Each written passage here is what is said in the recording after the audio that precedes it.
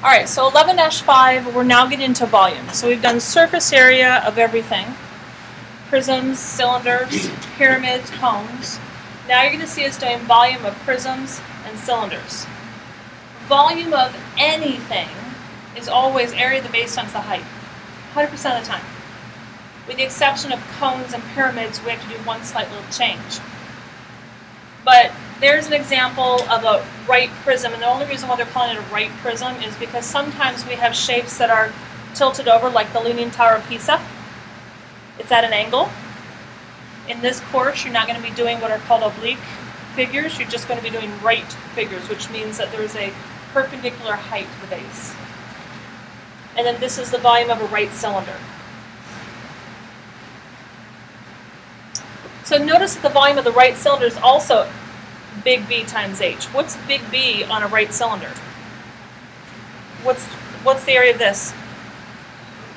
Circle, and it's pi r squared. So they're replacing big B with pi r squared. You didn't have to be told that. You should know that. That whatever your base is, so I could actually use this for everything. They just like to give you a separate one for cylinders. But all you're going to do, no matter what your prism is or your cylinder is, you're going to replace big B with the area of that shape and then multiply it times the height. Now they may not sit that figure on its base. They might tilt it over like a can of soda tilted sideways. You're still responsible for finding the two parallel faces that represent the bases, and your height is the distance between those two parallel faces. So, an example for you, demonstrate this. So I have a cylinder, and then that's 1 centimeter cube. There's 2 of them there together. How many of those do you think will fill the bottom? What would be your best guess? How many of those will fill the bottom of that? 10? 50? 100? 1,000? What do you think? What's your best guess? 50? Because what's going to happen is the volume is going to represent this thing being filled with those green squares. But I'm going to demonstrate where they come up with this formula. So I'm going to go ahead and fill this as best I can. We'll see how good I do.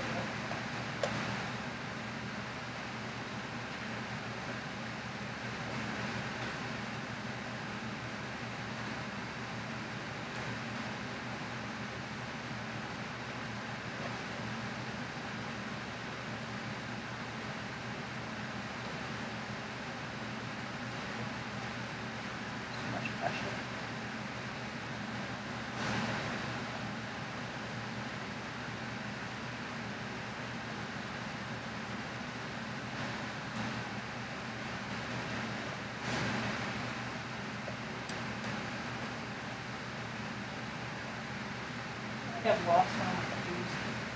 That makes it perfect. We'll get it as close as possible.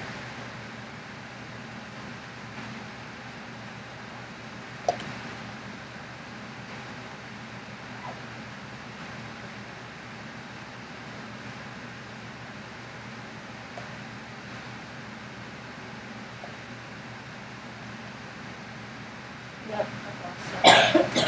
We'll get it close enough.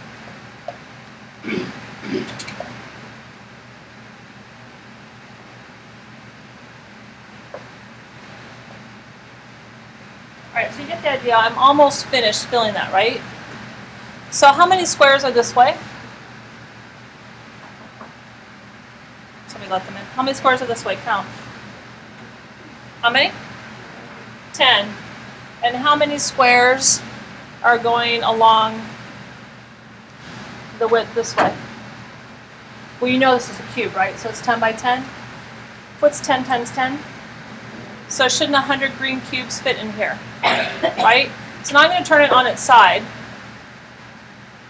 So essentially, the first floor is full of 100 cubes, isn't it? Or it would be, right?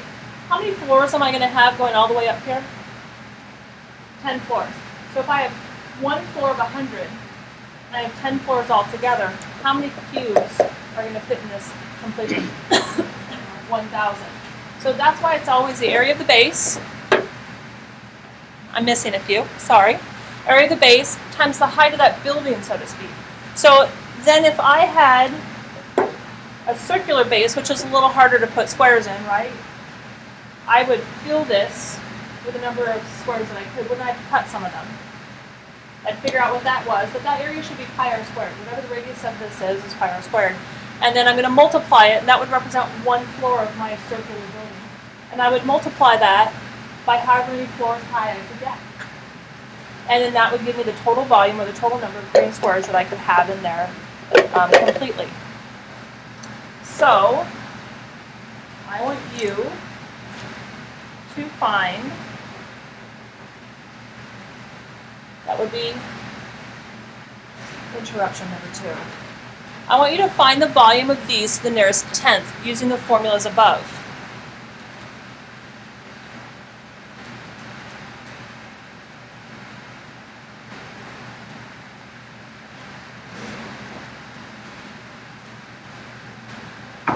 So what's the first one? Which shape is this? Cylinder. So volume is big B times H. Even though it's not sitting on its base, we know that big B is pi r squared, right? Times H, so shouldn't be any talking. So all you have to do is find the radius of this cylinder and its height. What's the radius? Is it 8, is it 17, or is it something else? What's the 8 represent? What am I tracing? This is a distance from base to base, isn't it? That's actually the height of my cylinder. So what's the 17? The diameter. So what would be the radius? Half of 17. So if I were you, I would write it as 17, whoops, I don't know why I'm getting crazy, 17 halves, and then that's in feet. Go to the decimal, feel free, but you're going to do that in your calculator anyway. And then we're going to plug that into the formula. So volume is equal to pi times our radius, which is 17 halves, feet, and then our height is the 8 feet. You're going to get out your handy dandy calculator. And I'm going to take 17 divided by 2, and I'm going to square that first. I have to square my radius before I can ever multiply it to the 8 or to the pi. So the radius must get squared first. And then times 8, and then times 3.14. So total volume, and by the way, doesn't this come out to be feet squared? And doesn't this come out to be feet? So what's volume going to be? Feet cubed. And so they want the nearest tenth, so it's 1,814.9 feet cubed for total volume.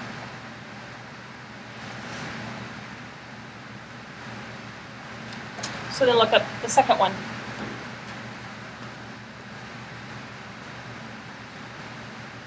What shape is that? The prism.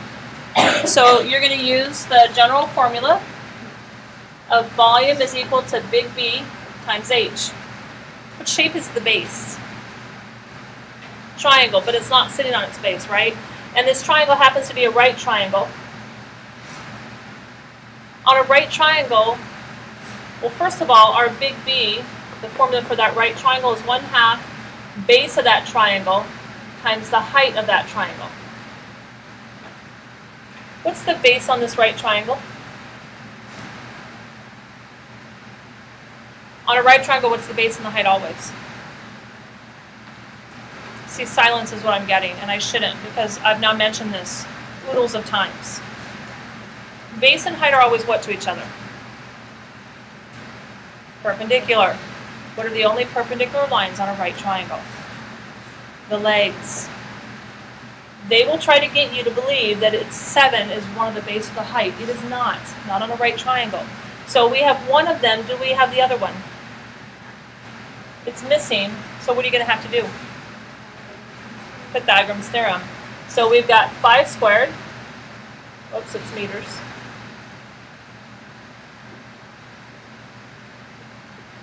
Plus a squared. Your hypotenuse is 7. So we get 25 meters squared plus a squared equals 49 meters squared. What's 49 minus 25? 24 meters squared.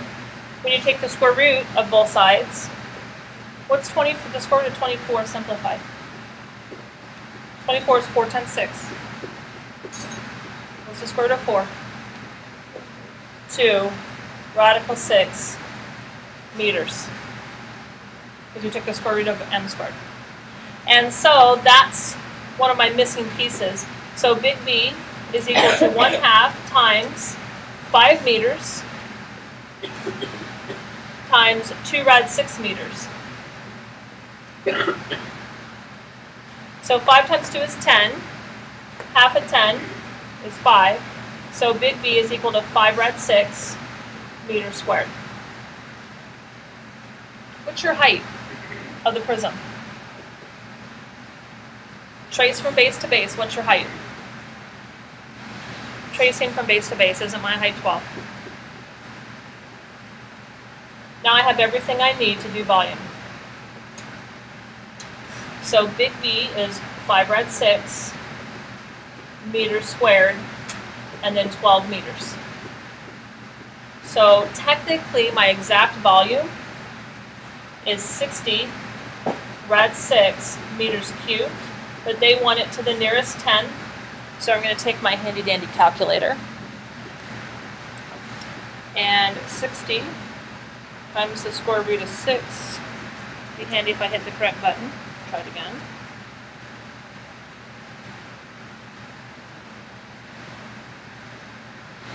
And so I get approximately 464.8 meters cubed.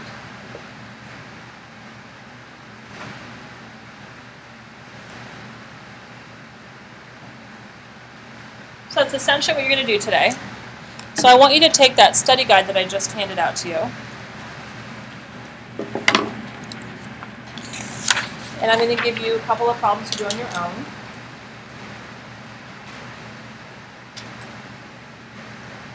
Oh, by the way, I would like to bring you to this attention here. They are showing you what a cubic foot looks like versus a cubic yard.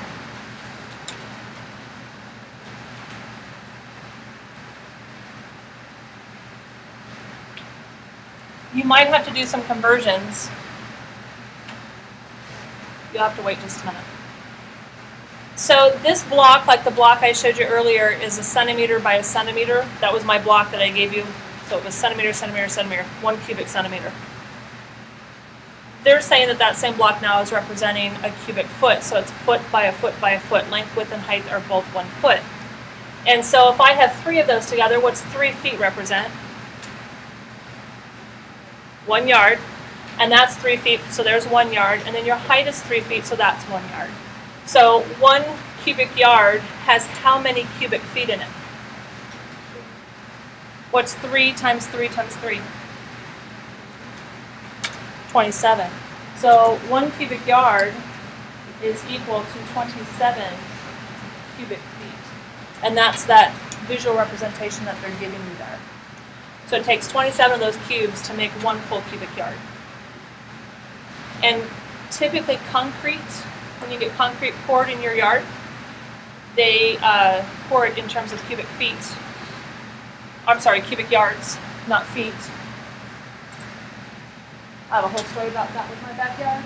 My concrete got poured 3 times because they couldn't do their math. That cost the concrete company quite a bit of money, don't you think? If they could have figured out their math appropriately, I would call them back for more work, which I won't ever again, and then they wouldn't have lost so much money. All right, So here's your two formulas that you're working with. Really, you're essentially working with one formula, aren't you? There's one, there's two.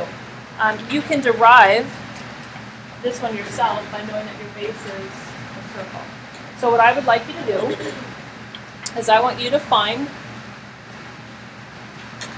the volume to question 3 and question 4.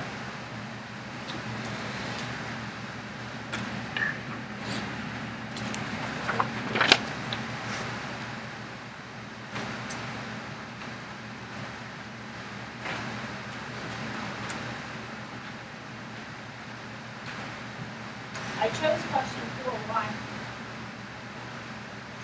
So 30, 60, 90. You should know how to find the sides that you need using your pattern. And you need those two sides to find the area of that base. So use your 30, 60, 90 knowledge.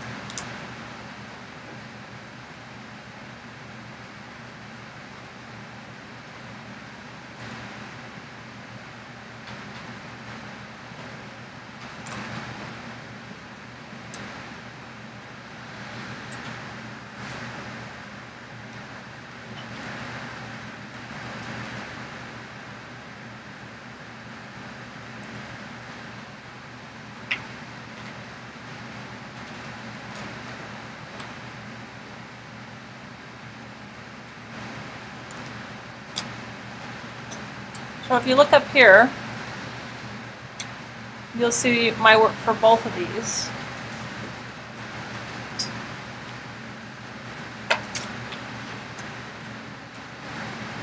So the cylinder one is fairly straightforward. They give you your radius, they give you your height, you just throw it in the formula. Make sure you know how to use your formula or your calculator. You have to square this first, especially if you're not using a graphing calculator. And then over here you have to use your 30, 60, 90 pattern. So I started off with those two ratios, and I cross multiplied and got 2y equals 18 red 3. I divided by 2, so I got 9 red 3 for the side across from 60 degrees. And then I used the outer two fractions from my next ratio or proportion. Cross multiply and solve, you get 2x equals 18. Divide by 2, you do get 9 for the side that's across from the 30 degrees. And then those represent your base and your height of your triangle. And so big B, the area of a triangle, is 1/2 base of that triangle times the height of that triangle. So that's what you see me doing here. So I plugged in 1/2 times 9 red 3. 9 times 9 is 81, and half of 81 is 40.5. So the exact area is 40.5 rad 3 centimeters squared. And so that's my big B. My height of the prism is 8 because the distance from base to base is that 8 centimeters. And so that's what you see me plugging in here. And you should end up with 561.2. Any questions or concerns? Yes? Because on a right triangle, the legs, the two perpendicular sides, are always your base and your height. It doesn't matter which is which, because I'm just multiplying them together. So if I switched them, I'd still have the same answer, right? But you have to realize that the hypotenuse is never your base and your height in your right triangle. Well, I guess technically it could be, but typically it's not. Typically you'll have a way to find those two lengths, and because base and height on a triangle are always perpendicular to each other, we're going to use those first. Could I make a height from the 90-degree angle to the hypotenuse? Yes, but they didn't give me that information, so I have no way of knowing what that height is. Plus it's harder.